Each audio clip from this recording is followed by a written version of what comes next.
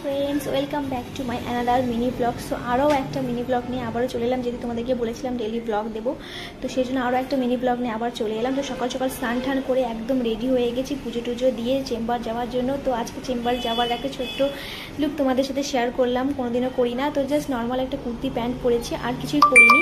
প্রচণ্ড যেহেতু গরম লাগছিল আর শ্যাম্পু করেছিলাম, তো এসে ফ্যানের তলায় বসে আবারও সেই চুলটা ভালো করে শুকোচ্ছিলাম। তো প্রচণ্ড মানে মানে কি বলবো আর কি, চুলটা এতটাই ভিজে ছিল যে মাথাটা ভার ভার করছিল। তো তারপরে বসেছিলাম, তারপরে বসতে বসতে কিছুক্ষণ পরে আর কি একজন পেশেন্ট এলো, ফিজিওথেরাপি পেশেন্ট আর কি।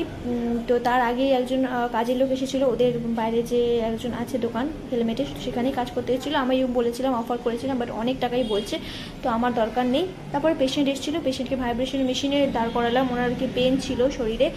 আর তারপরে বিকেলবেলা খুব খিদে পাচ্ছিলো, যখন চেম্বারে আসি কিছু খেয়ে আসিনি, তো সেই জন্য ধোসার দোকানে ধোসা মানে বললাম যে খাবো বলে। তারপরে রাতের বেলা এসে বিটুই দুষ্টুমিকে দেখতে দেখতে সময়টা কেটে গেল রাতটা।